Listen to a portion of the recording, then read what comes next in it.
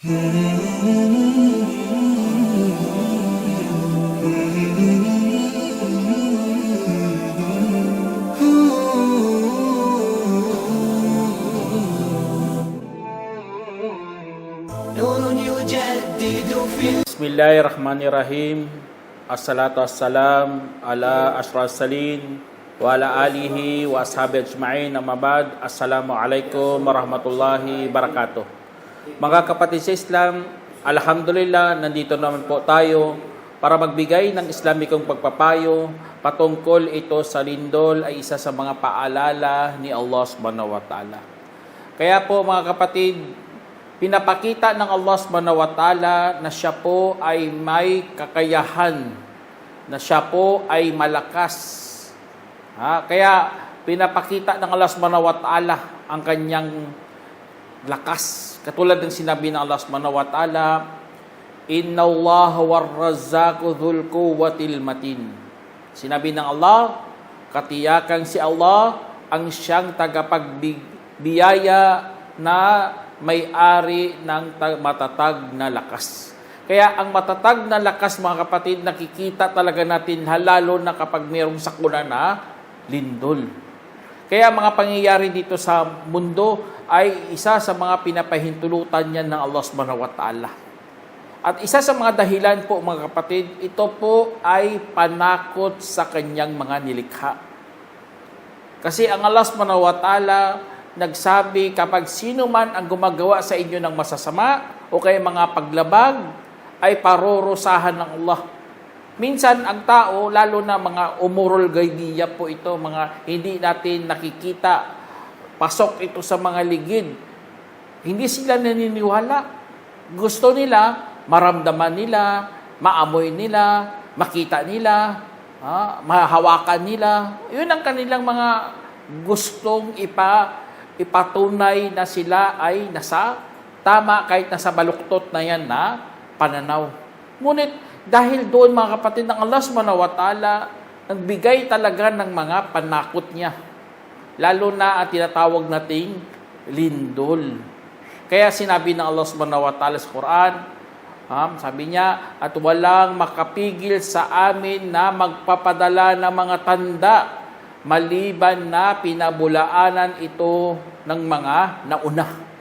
At binigyan namin ang mga Thamud ng babaeng kamilyo na natatanaw at saka sinaktan naman nila ito. At wala kaming ipinadala na mga palatandaan maliban na panakot. Tingnan nyo, yun ang isa sa mga ng Allah subhanahu wa ta'ala. Wa ma nursilu bil ayati illa takhwifa. Takhwif, panakot. Pananakot yun ng Allah subhanahu wa ta'ala para magkaroon po tayo ng takot na gumawa ng masasama. Kaya po, kung napapansin natin sa panahon natin, dumarami ang mga kalamidad sa mundo. Nagkakaroon ng mga malalakas na mga pagyanig. Ito pala ay paalala ng Allah subhanahu wa ta'ala na kailangan na po natin magbalik loob sa Diyos. Kapag may mga ganitong narinig natin, katulad sa Japan, nagkalindol, o kaya sa Mindanao, nagkalindol, kailangan iwasan na natin ang shirk at kasalanan, mga kapatid. Kasi yan ang mga malalaking dahilan kung bakit magagalit ang Allah, kung bakit nagpapadala ang Allah subhanahu wa ta'ala ng kanyang mga panakot. Kasi nga, dumarating nga ang mga ganitong mga masasamang gawain, mga kapatid, ang shirk at ang tinatawag na kasalanan. Kaya po, sa isang Muslim, kailangan bilisan talaga ang pagtatawbah, ang pagbabalik loob. Kasi ang pagbabalik loob, mga kapatid, yan ay panlinis sa ating mga sarili. At lalo na, ito po ay magbibigay sa atin ng tagumpay. Yun ang kailangan natin, maging tagumpay. Hindi man lang dito sa mundo, basta meron tayong ibang pagkakataon, yun po ang pagpasok natin sa paraiso. Kung ikaw tingin mo, hindi ka naging mayaman dito, okay lang yan. Kapag nagtingin mo, bigo ka, huwag ka mag-alala. Ngunit kung bigo ka pa rin pagdating sa araw paghukom, yun ang nakakatakot.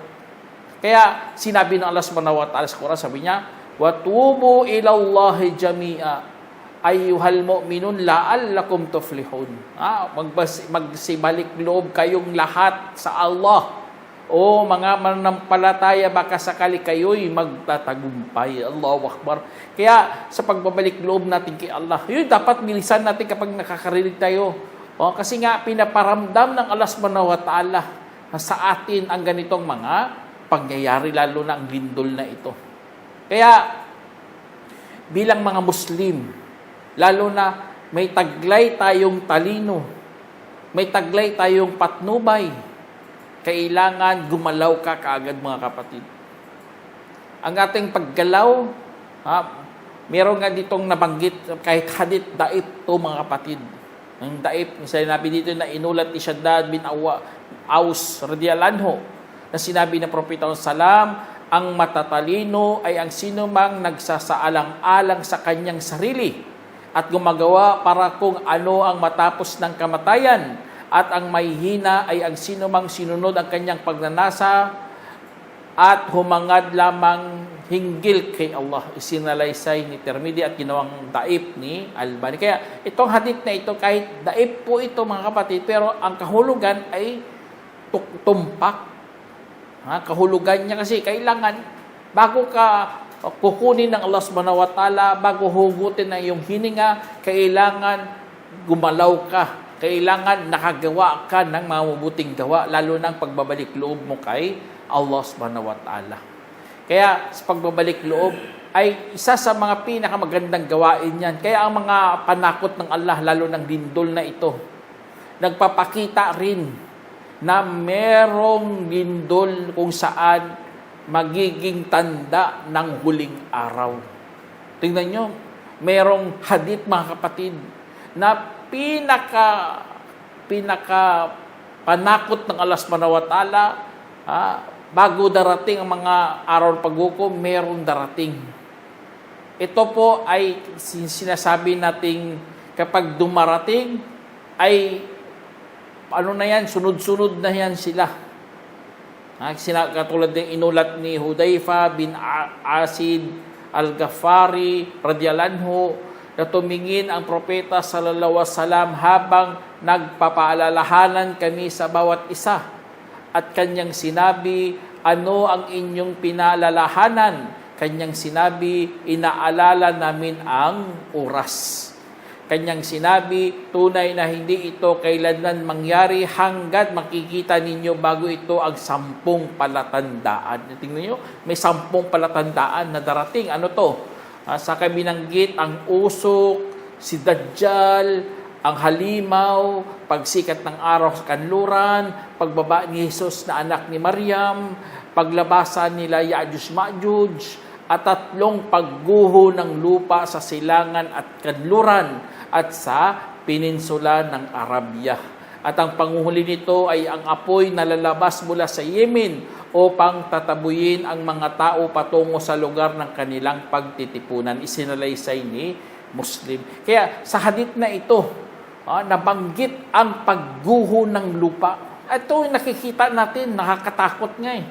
Advisable nga kapag mayroong guho ng lupa, hindi ka na pwede magpatayo dyan ng bahay.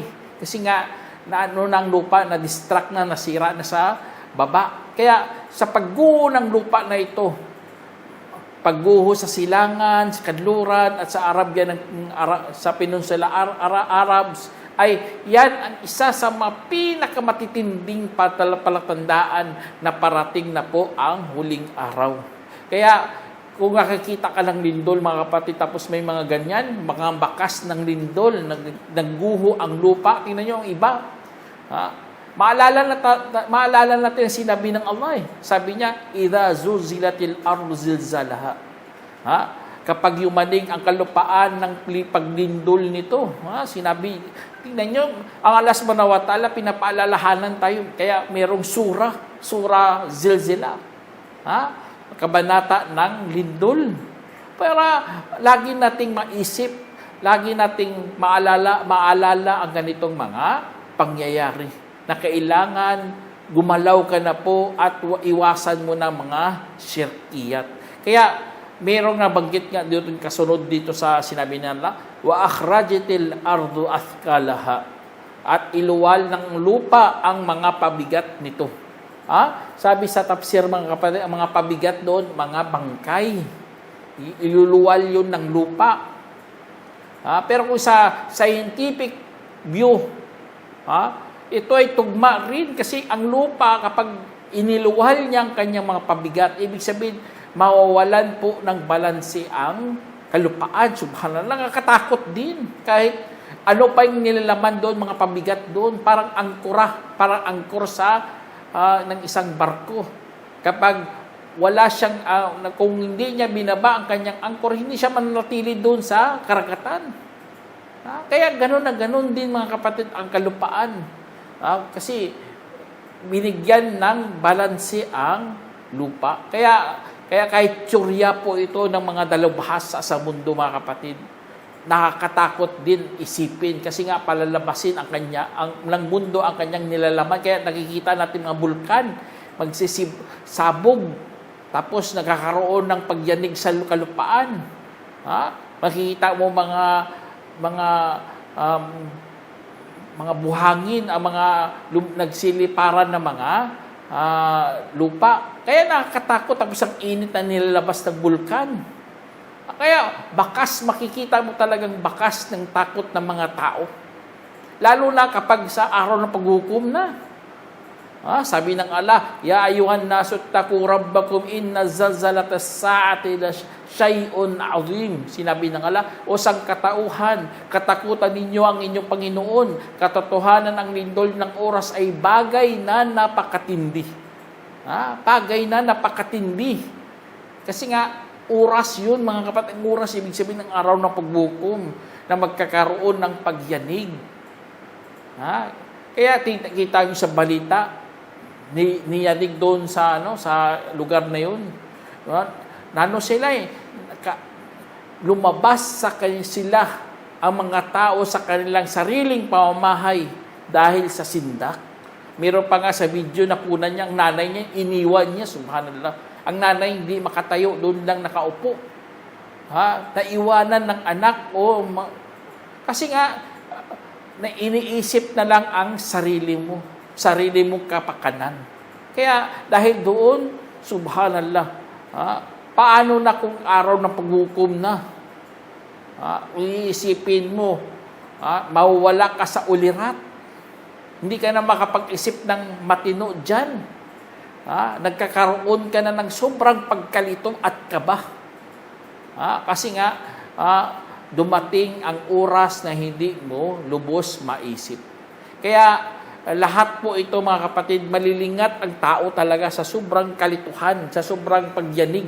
Kaya mayroong nabanggit si Allah subhanahu wa ta'ala sa Quran, sabi niya, sa araw na yaon, ay makikita ninyo ang lahat na nagpapasuso na ay malilingat sa kanyang pinapasuso at ilalaglag ng lahat ng nagdadalang tao ang kanyang ipinagbubuntis. At makita mo ang mga tao na mga lasing habang hindi naman sila mga lasing.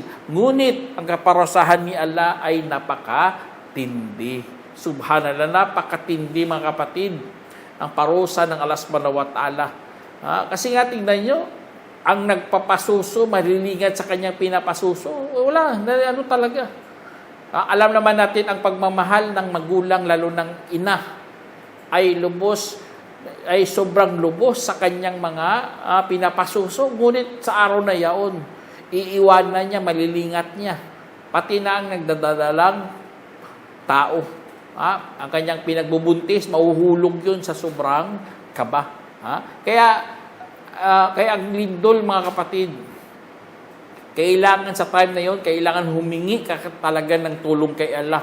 Dapat ang bukang bibig mo sa time na yun, tinatawag mo ang Diyos. Hindi katulad ng narinig ko sa airport, sumakay ako sa airplane. Tapos nagkaroon ng turbulence. Alam niyo, sinabi ng tao, narinig ko talaga. Sabi niya, lahat ng mga Diyos dyan, pakinggan mo ako. Subhanallah. Tingnan niyo, lahat ng mga Diyos nakikinig, pakinggan mo ako. Ano klase panalangin yan? tatawagin mo lahat ng mga Diyos. Kaya alhamdulillah, mga Muslim po tayo. O kapag nagkaroon ng mga lindol, nagkakaroon ng mga turbulence, o ano pa dyan, mga sakuna na parating sa buhay natin, nananawagan talaga tayo kay Allah. Hindi tatawagin mo kahit sino dyan. Meron nga sinabi si Allah, sabi niya, sabihin mo, sino ang makakaligtas sa inyo mula sa mga kadiliman at kalupaan at kadiliman ng kalupaan at karagatan, nanalangin kayo sa Kanya ng may pagpapakumbaba at palihim. Kung iniligtas niya tayo mula rito, tiyak na tayo'y mapapabilang sa mga mapagpasalamat. Sabihin mo, si Allah ang makakaligtas sa inyo mula rito at sa lahat ng mga kabawagahan at pagkatapos kayo naman ay tumatambal. Tingnan nyo, napakalungkot talaga. May mga tao dati, kapag time na ng sakuna, taos puso, mataimtim, sila mananalangin sa Allah. Pero sa time na niligtas na sila, doon na sila magsisimula magtambal ulit sa Diyos. Kapag makakita ng kahoy na mangha sila, gagawa sila ng rebulto at yun ang kanilang sasambahin. At doon sila magbibigay alay, audubillah. Ganun ang nangyari sa mga tao sa panahon natin, lalo na mga nauna. Nakakalimot kaagad. Niligtas na nga sila ng Allah dahil sa kanilang mga panalangin, doon sumasamba kaagad sa mga rebulto. Kaya mga kapatid, wag natin silang sundin. Kailangan kumuha tayo ng aral na meron tayong matutunan. Dapat makilala mo ang Diyos, lalo na sa oras ng kalamidad. Hindi bukang bibig mo Jesus, bukang bibig mo lahat ng mga Diyos. Ano pa dyan, mga dyan? Dapat, o kaya iba, sumubras pagmamahal sa magulang, doon niya tatawagin niya magulang niya. Sa time ng sakuna, tatawagin magulang mo. O lahat ng mga espiritu ng iyong mga ninuno, tatawagin mo. O dibil. Dapat, tawagin mo lang ang Allah subhanahu wa ta'ala. Meron nga sinabi si Allah subhanahu wa ta'ala, sabi niya, sa kanang sumakay sila sa barko, nanawagan sila kay Allah ng mataimtim na para sa kanyang relihiyon at pagkaraan ng iniligtas sila patungo sa kalupaan, ay agad naman silang tumatambal. Huwag natin yan sila gayahin, mga kapatid. Agad-agad tumatambal ka sa Diyos. Ang iba, mananalangin muna sa Diyos ng karagatan o sa Diyos ng mga mga kahit sino dyan. Ang Diyos na nandyan sa lugar na yan, audubillah. Anong klase pag-iisip yun? Yun ang pag-iisip na mayroong pagtatambal sa utak niya. Tayo, alhamdulillah, hindi natin ginagawa yan. Tingnan nyo, sa sobrang lakas ng lindol, mga kapatid, pinahintulutan ng Allah subhanahu wa ta'ala, nagkakaroon nga ng tsunami sa karagatan. Epekto kasi yun ng pagyanig ng kalupaan doon. At ang tubig, siyempre, nagalaw ang kanyang nagalaw din ang kanyang mga alon, ang tubig. Kaya napakalaking alon yun, mga kapatid. Kapag dumarating, sisirain talaga ang iyong mga ari-arian. Kaya yun ang kakayahan ng Allah subhanahu wa ta'ala. Kayang-kaya niya dalhin ang parusa sa itaas man o sa ilalim ng iyong mga paa. Kayang-kaya yun ng Allah, ipapalasap sa atin yun dahil sa ibang karahasan na nagawa ng ibang mga tao. Kaya, ang Allah subhanahu wa ta'ala, iniiba-iba niya talaga ang mga palatandaan para tayo'y makakaunawa na meron lamang isang Diyos. At tayo dito sa mundo, walang forever dito. Lahat po yan, walang makakatakas kay Allah. Kapag darating ang ganitong mga trahedya, lalo na ang lindol, walang makakatakas kung pinahintulutan ng Allah subhanahu wa ta'ala. Kaya bilang mga Muslim, wag na wag tayong magiging mapanatag sa bitag ng Allah subhanahu wa ta'ala, mga kapatid. Wag tayong mapanatag. Lalo na mayroong sinabi si Allah subhanahu wa ta'ala, sabi niya, kung gayon, ligtas na ba ang mga tagabayan kung darating sa kanila ang aming parusa sa gabi habang sila'y natutulog? Ligtas na ba ang mga tagabayan kung darating sa kanilang aming parusa sa umaga habang sila'y naglalaro? Sakaligtas na ba sa pakana ni Allah? At walang natitiwasayan sa pakana ng Allah bukod sa mga taong talunan. Tingnan nyo, bukod lang sa taong talunan, yun sila makakatikim ng katiwasayan. Pero ang mga taong may takot sa Diyos, may taos-pusong nananalangin kay Allah, hindi po tayo magkakaroon ng katiwasayan. Kailangan, nagdudua talaga tayo, Ya Allah, iligtas mo pa kami. Ya Allah, patawarin mo po kami. Ganun po sa mga mananampalataya. Kaya ang mga patay, mga kapatid, sa araw na yun, tingnan nyo, iluluwal nga ng lupa, ipapalabas niya. Kaya ang fitna talaga to, mga kapatid. Kaya lahat, isang pula sa mga ganito, may mga naipundar na mga kalupaan, gusali, o ano pa dyan. Kapag dumating ang ganitong mga fitna, isang saglit lang yan, maguguho ka agad yan. Subhanallah. Kaya walang forever talaga din sa mundo. Kaya kapag ikaw, bilang may pananampalataya kay Allah, kapag nagpatayo ka ng bahay, isipin mo talaga na sana ikakalugod po ito ng Allah. Allahu Akbar. Kung ganun ang iyong pag-iisip, kung ganun ang iyong layunin, ikaw ay merong tunay na pananampalataya. Pero kung nagpatayo ka lang ng bahay mo para sa iyong pamilya, para sa iyong sarili, para magkaroon ka ng meron kang babalikan, kung ganun lang iyong pag-iisip, ay talagang pinutol mo ang kabilang buhay, kapatid. Para wala kang ugnayan kay Allah. Parang ginamit mo lang ang resources ni Allah subhanahu wa ta'ala para sa iyong kapakanan. Hindi ganun ang isang Muslim. Dapat kapag ginamit mo ang mga resources ni Allah subhanahu wa ta'ala, dapat marunong ka magpasalamat at gumawa ka ng mga bagay na ikakalugod niya. Kasi nga kapag saglitin lang yan ng Allah, lalo na susubukan ka ng lindol, ay talagang wala kang magagawa. Meron nga akong nakita doon sa Turkey. Isang tao doon, alam naman natin nagkaroon ng lindol doon. Halos 4 ng kanyang apartment, mga kapatid, ay naggumuho lahat yun. Tingnan nyo, 4 na apartment, gumuho. Grabe niya eh. Parang hindi madrawing ang kanyang mukha. Siyempre, naubos ang kanyang pera, naubos ang oras niya, yun na lang iniisip niya sa pagtanda niya, yun ang magsusuporta sa kanya. Isang saglit, naggumuho lahat. Kaya wag mo talaga ang kinin na panghabang buhay ang mundong ito, mga kapatid. Wag mong gawin yan. Kasi nga, dadaan lamang tayo dito. Na tayo ay pansamantala lamang. Kaya meron sinabi si Allah, sabi niya, at magbabala ka sa mga tao hinggil sa araw na kung saan darating sa kanilang kaparusahan at sa kasasabihin ng mga yaong ng api, O aming Panginoon, ipagpaliban mo po muna kami hanggang sa malapit na palugit dahil aming tutugunin ang iyong panawagan at susundin ang mga mensahero. Di ba dati kayo'y nanunumpa na wala ng katapusan para sa inyo? Tingnan nyo, ganun mga tao dati, nanunumpa sila na walang katapusan na para sa kanila. Hindi yun totoo. Meron talagang palugit na binibigay si Allah subhanahu wa ta'ala. Kaya ang pagsubok ng Allah sa lindol, mga kapatid, ay pinapatikim lang ng Allah subhanahu wa ta'ala sa atin kung anong gagawin natin. Kung ginawa mo ba kalugod-lugod o kaya karumal-dumal o ano pa dyan mga pinanggagawa mo.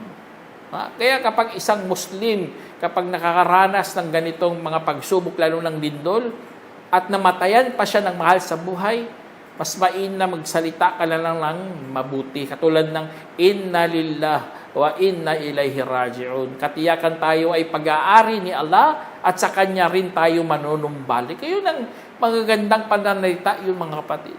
Yun ang dapat lumalabas sa iyong bibig. Kalugod-lugod pa kay Allah subhanahu wa ta'ala. Kasi nga, hindi natin control ang buhay sa mundo. Kaya kapag magkaroon ng lindol at isa ka rin sa mga nawalan ng mahal sa buhay, dapat kontrolin mo kaagad ang sarili mo. Wag mong sisihin ang lupa, wag mong sisihin si gobernador, wag mong sisihin sino-sino pa diyan na hindi kasi ni-check ang aking building, hindi. Wag mong sisihin, wala na, tapos na. Wag mong sisihin ang may-ari ng building kasi ganito, walang inspection. Kasi nga kapag ikaw, kapatid, ay kasali, lalo na mga kababaihan na tumataghoy, at hindi siya nagbalik loob ng mga kapatid bago siya namatay, tatayo siya sa araw ng paggabango na magkaroon siya ng pantalon na mula sa tansong natutunaw at kalasag mula sa sakit sa balat. Tignan nyo, nakakatakot din. Kapag taghoy ka dyan ng taghoy dyan, iyak ka ng iyak, sumisigaw ka. Tapos hindi ka nagbabalik loob kasi parang sinisisi mo si Allah subhanahu wa ta'ala, bakit ganito ang nangyari sa buhay ko? Bakit kinuha mo na siya? Mahal na mahal ko naman siya. Mabait na tao yun. Sana kapitbahay na lang, damay ka pa ng iba. Kaya bilang Muslim na may takot kay Allah, kapag may mga ganitong mga trahedya, mas mainam kung ikaw hindi ka natamaan, ay magbigay ka ng sadaka, mga kapatid. Paalala yan sa sarili mo na dapat magiging tapat ka kay Allah subhanahu wa ta'ala. Kaya sa pagbibigay ng mga sadaka, lalo na sa mga nasalanta ng lindol, Allahu Akbar, kalugod-lugod po yan na gawain. Alam naman natin, ang siyuman ang nagtanggal ng isang manampalataya ng kagipitan dito sa mundo, ay tatanggalin rin ng Allah subhanahu wa ta'ala ang mga kagipitan sa araw ng pagkabangon para sa Kanya. Allahu Akbar. Kaya, ayun, ang tanda ng huling araw, mga kapatid, lalo ng oras na ito, ay isa sa mga dapat nating pag-isipan. Sana meron kayong napulutang aral, mga kapatid. Hanggang dito na lang. Assalamualaikum warahmatullahi wabarakatuh. جمعية الدعوة نور، الدعوة للجميع.